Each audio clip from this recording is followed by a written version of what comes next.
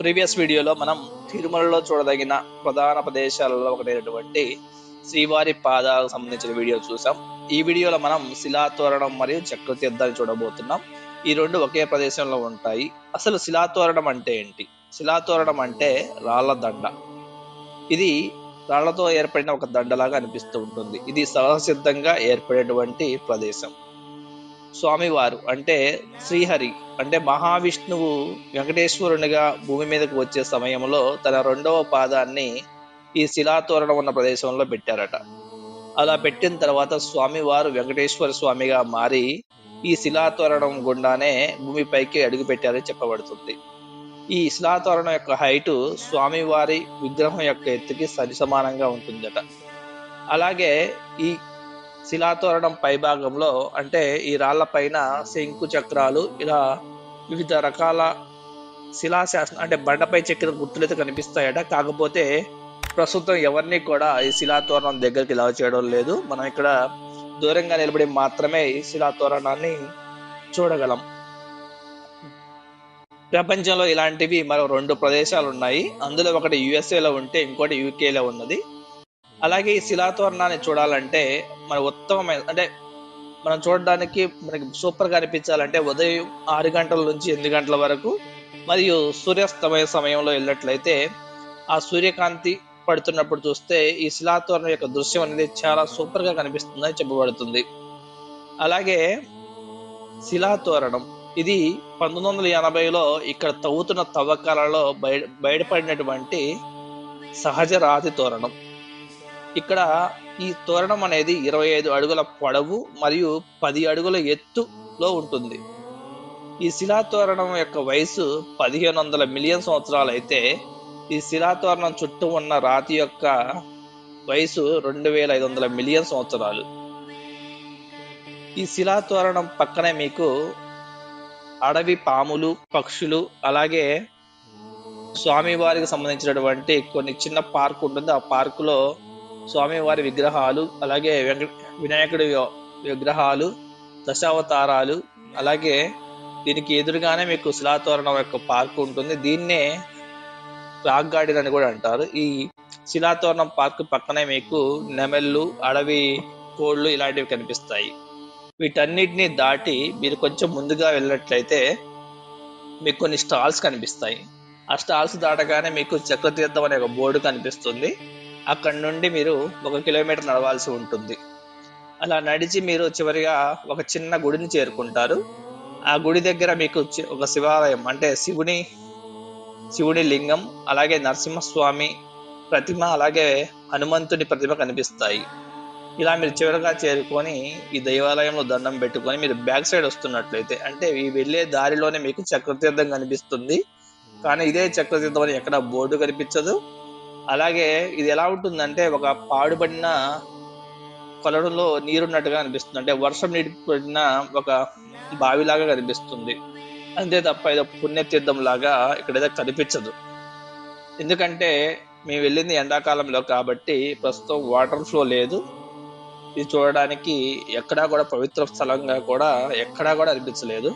చాలా మంది చక్రతీర్థం ఇదే అంటే అవునా అన్నట్టుగా నూనెలు పెడుతున్నారు. అది పరిస్థితి. చక్రతీర్థం స్టోరీకి వస్తే పూర్వం ఒక రాక్షసుడు ఒక గ్రామాన్ని బాగా బాధిస్తున్నాడట. అతని బాధలను తట్టుకోలేక ఒక భక్తుడు స్వామివారి కోసం కొన్ని సంవత్సరాలు తపస్సు చేస్తే శ్రీ మహావిష్ణువు తన విష్ణు చక్రాన్ని పంపి ఆ రాక్షసుని చంపాడట. అలా ఆ విష్ణు చక్రం వల్ల ఏర్పడినటువంటి ఒక తీర్థ ప్రదేశమే ఈ చక్రతీర్థంగా చెప్పబడుతుంది. ఇది ఈ చక్రతీర్థం మరియు శిలాతోరణం యొక్క విశిష్టత. ఓం నమో వెంకటేశాయ. వీడియో నచ్చినట్లయితే లైక్ చేయండి, షేర్ చేయండి, సబ్స్క్రైబ్ చేయండి. ఇలాంటి మరిన్ని వీడియోస్ కోసం మన ఛానల్ని సబ్స్క్రైబ్ చేయండి. Thank you.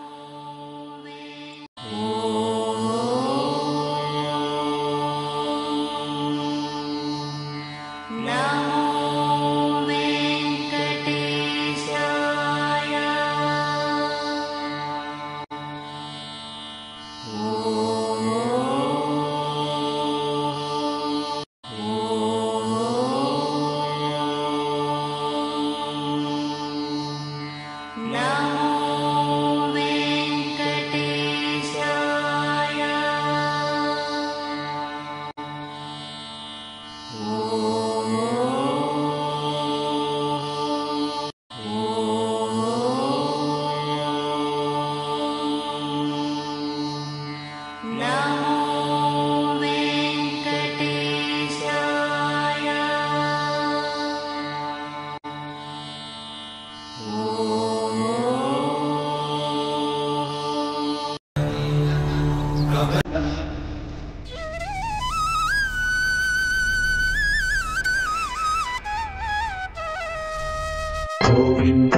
Hari Govinda Gokula Nandana Govinda Govinda Hari Govinda Gokula Nandana Govinda.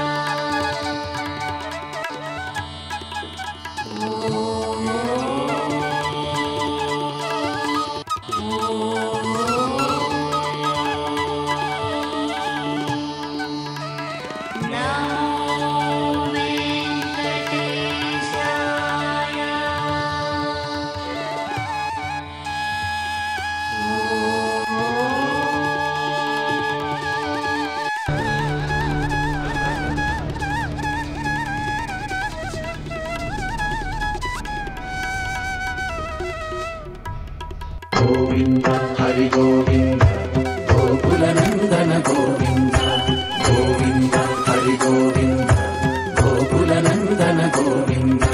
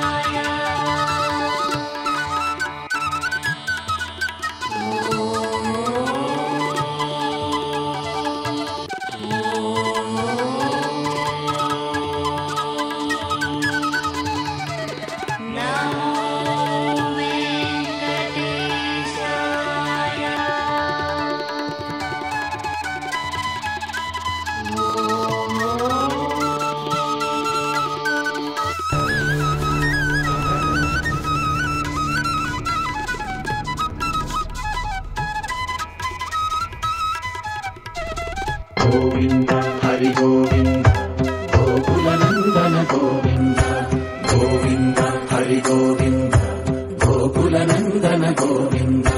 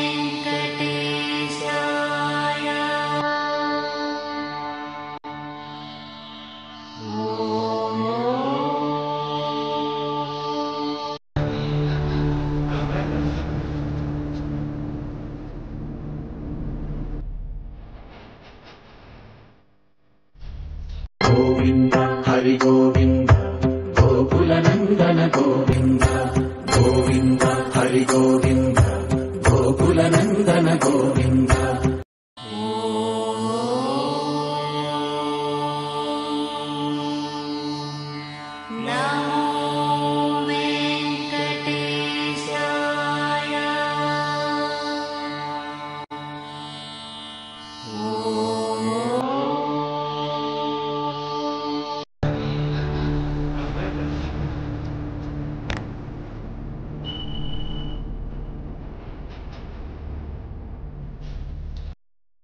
Please like, share and subscribe.